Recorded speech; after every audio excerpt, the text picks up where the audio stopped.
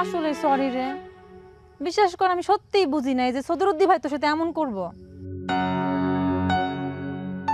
তুই শুধু শুধু ওনারা কেন ফোন দিতে কইছিস সেইটাই তো আমি বুঝতেছি না, কোনো দরকারই আসছিল না, খামাখা। বললাম তো আমি সত্যি বুঝি নাই। আমি ভাবছি তুই ফোন দিলে সবকিছু ঠিক হয়ে যাইব। বিশ্বাস কর হ্যাঁ কিন্তু মানুষ হিসেবে খারাপ না, অনেক ভালো মানুষ। খালি সিদ্ধান্ত নিতে গেলে উভয় সংকটে ভোগে, এর চেয়ে বেশি কিছু না।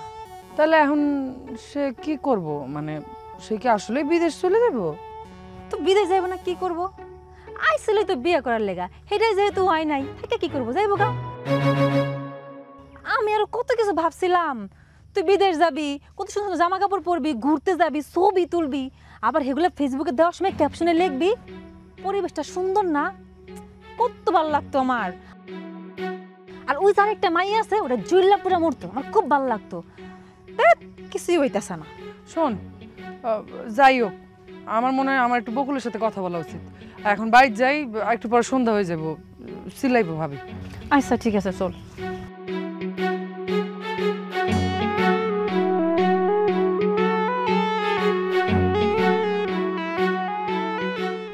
কি রে, বিয়াতে রাজি হইলি না? তুই হ। আমার খাইয়ে দেয় কাম নাই, আমি রাজি হমু? আমি তো সারা জীবন আনম্যারিড থাকতে রাজি আছি, তারপরও এই বেটারে, এর মতো একটা খারাপ বেটারে বিয়া করতে রাজি না। খুব তো নাচে নাচে বলছিলা তোমার পছন্দ হয়ে গেছে, খুব সহজ সরল লোকটা, তুমি বিয়ে করবা, সে তোমারে বিয়ে করবা, এখন কেন বলতেছো করবা না? সে তো তোরেও পছন্দ করছিল, আর তুইও তো তারা বিয়া করতে চাইছিলি, তো তুই রাজি হস নাই কেন? হ, চাইছিলাম আমি, হ্যাঁ আমি বিয়ে করতে চাইছিলাম, কিন্তু এখন তো আর চাই না। যেই লোক একসাথে দুইটা বিয়ে করতে চায় তারে বিয়ে করবো আমি? মাথা খারাপ হয়ে গেছে আমার? ওর তো মাথা খারাপ, ওর তো মাথা ডিস্টার্ব আছে, ও পাগল একটা। হ, ঠিকই বলছোস, পাগল না হইলে কেউ এরকম কথা কয় নাকি? হ্যাঁ বাবারে বাবা, বড় বাচ্চা বাইচে গেছি, বিয়েটা যদি হয়ে যেত, বিয়ের পরে যদি কোনোভাবে টের পাইতাম যে এই বেটা এরকম পাগলের পাগল, দেখা গেল রাস্তা থেকে কোনোদিন এক মাইয়ারে তুই লাই না বিয়া করে নিয়ে চলে আসলো, তখন তখন তো কপালের একেবারে 12টা বেজে যেত।